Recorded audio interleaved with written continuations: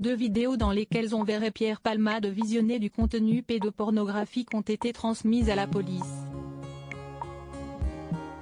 Pour l'instant, les bandes sont en cours d'analyse par les enquêteurs et sont déterminantes dans la suite de l'enquête. Pierre Palmade est loin d'en avoir terminé avec la justice. Ce vendredi 24 février, la Cour d'appel de Paris a examiné un recours du parquet de Melun qui avait demandé le placement en détention provisoire de l'humoriste. Toujours en cure de désintoxication, le comédien responsable d'un tragique accident ne s'est pas présenté à l'audience à laquelle il n'était pas obligé d'assister.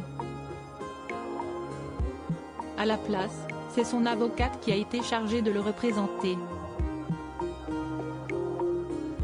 Après plus d'une heure, la Chambre de l'instruction de Paris a terminé l'audience. Elle rendra son verdict le lundi 27 février à 11h30. On saura enfin si Pierre Palmade continuera d'être assigné à résidence avec port du bracelet électronique ou s'il sera placé en détention provisoire, comme le demandait le parquet de Melun. Mais ce n'est pas tout. Parallèlement à cette mise en examen, l'ancien acolyte de Muriel Robin est au cœur d'une seconde enquête pour détention d'images à caractère pédopornographique.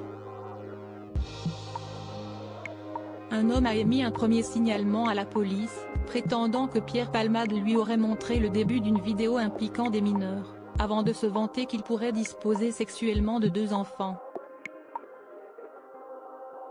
Cet homme ne possède en revanche aucune preuve matérielle pour confirmer ses propos.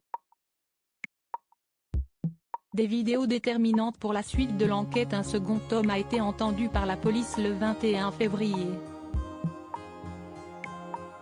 Il leur a transmis 2 vidéos qui seraient accablantes pour Palmade, puisqu'on pourrait le voir visionner du contenu pédopornographique.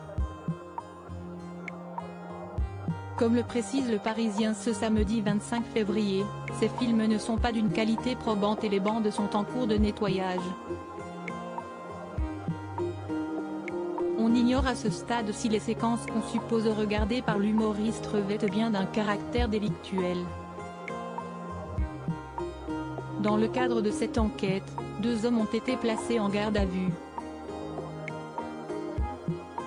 Ils apparaîtraient tous les 2 sur les vidéos avec l'humoriste. L'objectif des auditions est de confirmer ou non la consultation par Pierre Palmade de vidéos pédopornographiques lorsque les films ont été tournés, ajoutent nos confrères. Pour rappel, un proche de l'humoriste a déclaré ce vendredi 24 février dans les colonnes de Marianne, « Jamais personne dans l'entourage de Pierre n'a entendu parler de sexualité avec des enfants ». Affaire à suivre.